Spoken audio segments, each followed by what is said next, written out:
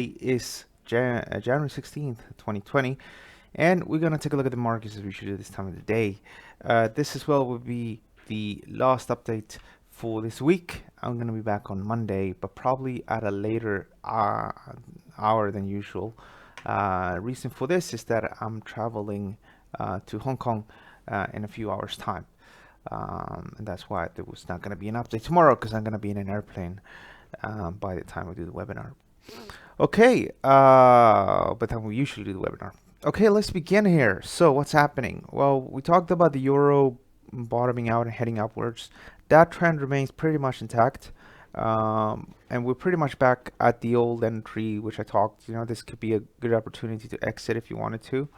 And, looking at this today, the best setup, so the best entry area is down here. That's what I would be focusing on. So maybe down at 111.12. Of course, if you did buy down here, as we also talked about, so if you did already buy, you bought here on the second attempt, then you have a decent little profit here. And the question you need to ask yourself now, if you want to keep it for longer or you want to book profits here.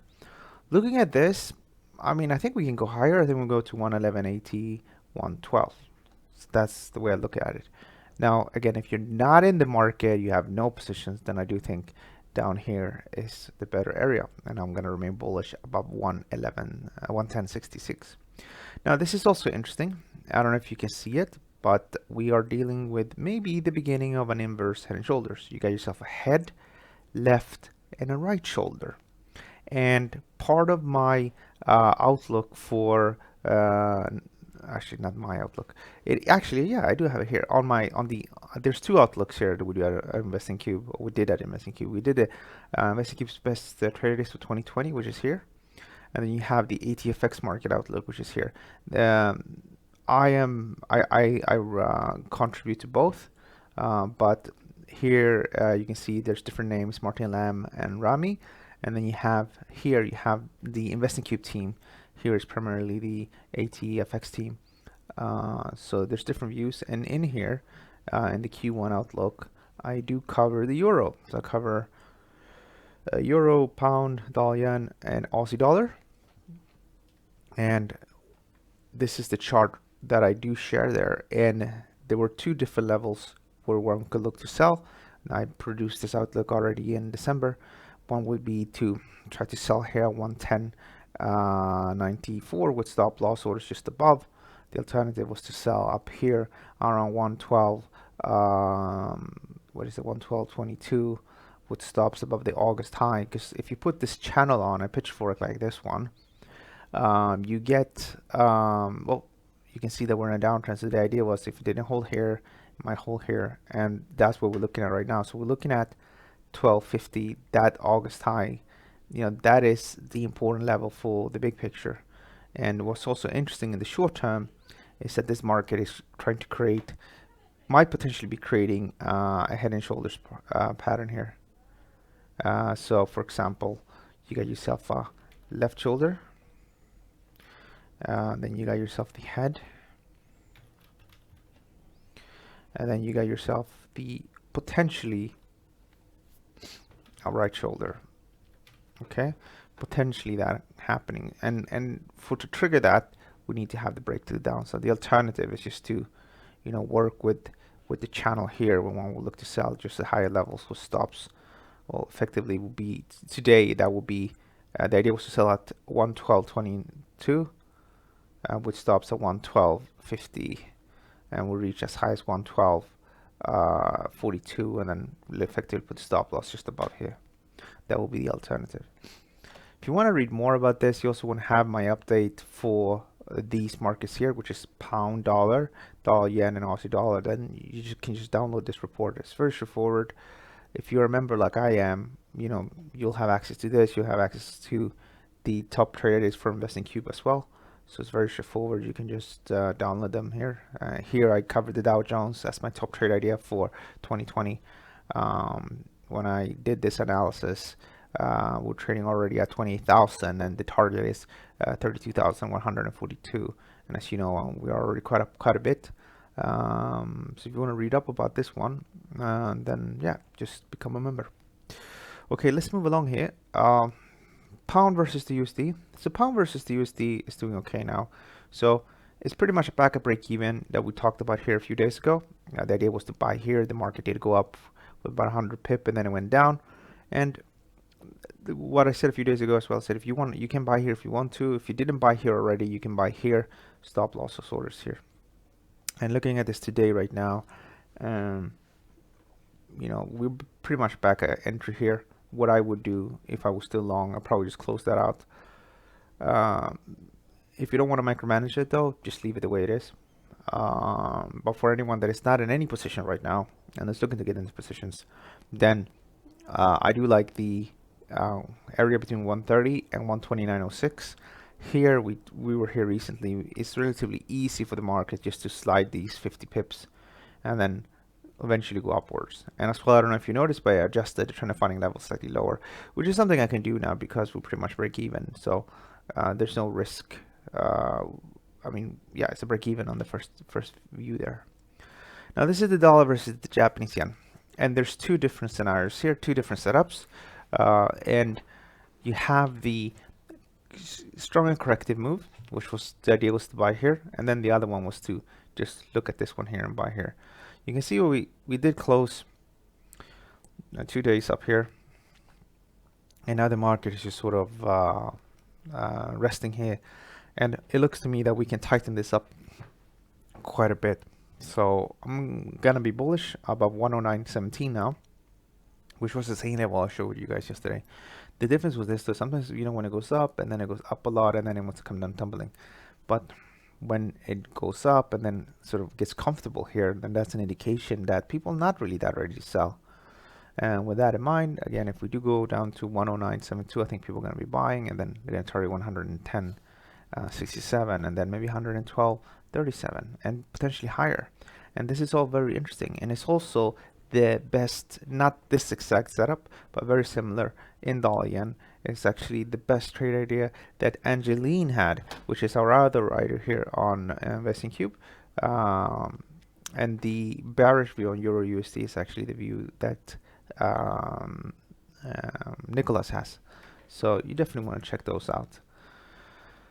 Moving along here. Okay, we usually don't cover Aussie dollar, but the trend is bullish above 68.36, and the idea I had a few days ago here was just to buy, and it's going in the right direction. Maybe we reach 69.60 or so. That would be a good little spot to book profits. Take a look at gold. So gold for now is starting to become interesting. So I told you we're in a short-term downtrend, and as long as we're below 1563.35, this is going to be in a downtrend.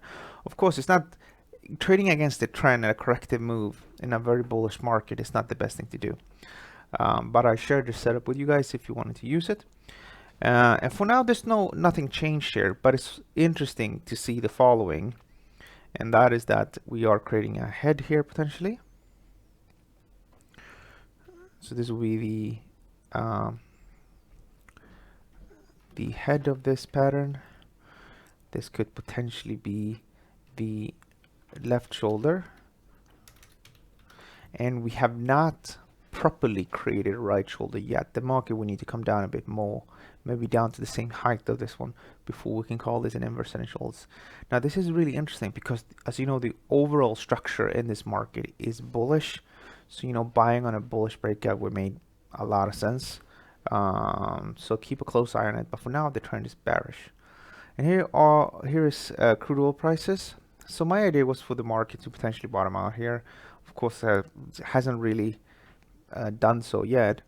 And you have a similar pattern here as well, with a bit of a head left, potentially a right shoulder creating.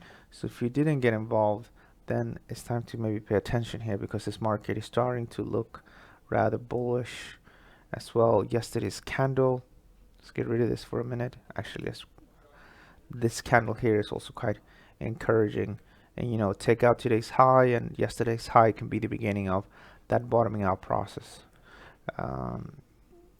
German DAX is trying to go upwards. It's not really succeeding, but we're in this nice little rectangle, and the break to the upside here could potentially lead to further gain to the upside. We do have the Aussie stock market, which had a very similar pattern here, a nice little rectangle. We went up and then we went down, and then when the price took out that high here, the market rose to the upside. And as I mentioned yesterday, this could also be said about the dollar yen to some extent, where you were in this rectangle here. Now we did have a false breakout, but now the market is having a bullish breakout, right? And maybe we'll finally have that move and have something similar as we had with the Aussie stock market, and maybe something we can have with the German market. And if I had to choose German stock markets or the dollar yen, then I would definitely go for the German DAX, because as you know, stock markets are really, really strong right now, and people are just buying really without really thinking. I think that's what I think they're doing. So no concern for residual ratios and stuff like that. And it has to do again with all this stealth quantitative easing that the Federal Reserve are adding to the market. Now this is the S&P 500, and I remain bullish. I have tightened everything up here. There's a point when you sort of realize that the market is not coming down, and then we can just adjust and move things a little bit closer. At the end of the day, a lot of people get excited, like, oh, I didn't buy at the very low, or I didn't do this, I didn't do that. What's important is a decent good residual ratio, and then because we're using leverage, because we're using a tight stop loss, say we buy here, this is pretty much 70 basis points risk unleveraged. This is just, I don't have a proper profit target here, but just to give you an idea. So if we go just a little bit higher, then actually I can give you a profit target. It's not that difficult. This requires a bit of imagination.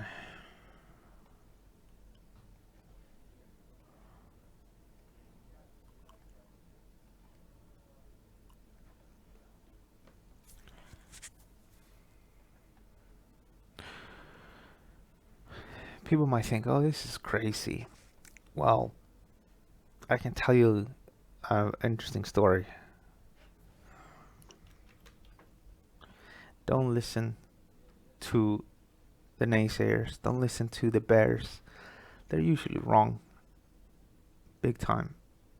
I'm gonna show you something. You see I loaded just another little chart here, right? I've been trading since 2006. It was here. Look at that. We actually bought the hit. That this analysis, I must have done this a few years ago.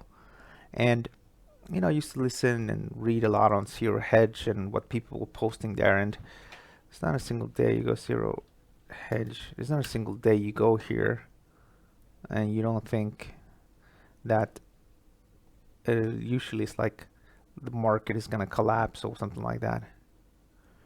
Could January mark a top for oil and stock markets? Do you have a backup generator?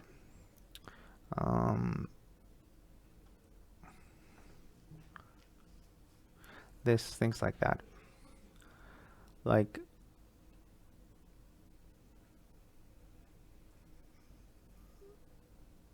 Turkish Violet Greek airspace at record 91 times in a single day.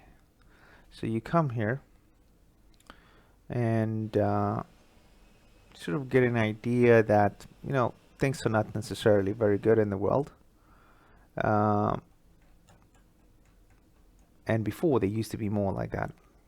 It's a great site though, otherwise you can find some interesting stuff. I'm not saying you shouldn't check it out, but this is just the sort of one of the bigger sites that is really sort of publishes content like this actually. And I remember these guys, and it's not just them, there's so many of them on Twitter, and they usually have huge followings. I don't know, people love conspiracy theories, I think. Anyway, long story short, the market here had been trading sideways from 2000 all the way until 2019. And this is a simple, silly rectangle pattern. Like a child can do this. And a lot of people said, oh, this is not going to happen. The world is going to collapse. Like throughout this whole period, everything was the world collapsing. And look and behold, we took out that level. And this was a nice little classic pattern. Went all the way up here, And this is another one. This is price trading sideways here. This is just ahead of the US election. And this is, let me see if I click on the weekly, kind of pattern is this. Not sure if it's a proper pattern, but you have another little rectangle here. You have a break to the upside, and look and behold, we reached that level. And now you have what? An inverse head and shoulders, which gives you another sort of bit of a crazy target of 26 or 20% or so, depending on how you draw it. But it does suggest we're gonna go upwards. And the number one reason why stock markets in general go upwards is because the world is an improving place in general. Not all parts of the world, but no one can't say that we don't have better homes now than we had many years ago. No one can't say we have, at least in the Western world, better phones. I mean, my phone is like a computer now. Everything is better in general. Not everything, of course. You can't get the same sort of jobs as you could get before. You couldn't just, I mean, it must have been hard before as well. But like when things were changing a lot, when the economy was going from sort of more of a non-urban to more urban environment, and people, upgrading things like that, and technology, like those big changes that happened. Well, for people that are retiring now, of course, it's a bit different compared now, with wage growth not being too good, and so on, so on, so on. But this is interesting, and I always try to tell people, and so they remember this. This is not a reflection of how the average person is doing, and it will not be, because this is how corporate America is doing, and corporate America is very good in doing what they're doing. So these companies, of course, they're linked to the people that buy their goods and services.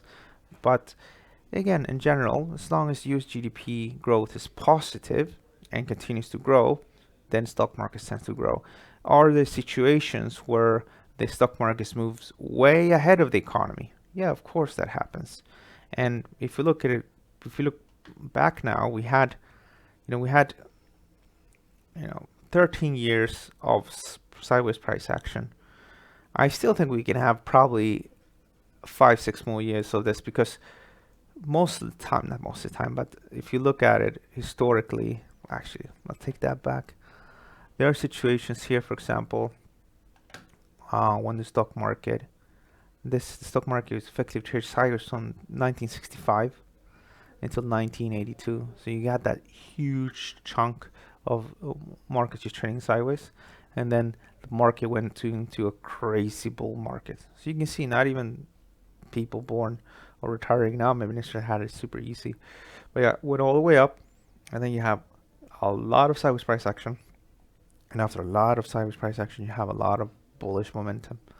And I think this can continue for a little bit longer. But yeah, of course, we will have dips, have these strong declines as we had. Long story short, why am I talking about this then? And the reason why I started to talk about this is that target 19 or 20% upwards, which is also what I have in my 2020 trade idea, it's not a crazy target. It's fully within reason. And stock markets go up when the economy does better. There are situations, of course, when stock markets move ahead of things, and then it comes down crashing, whatever.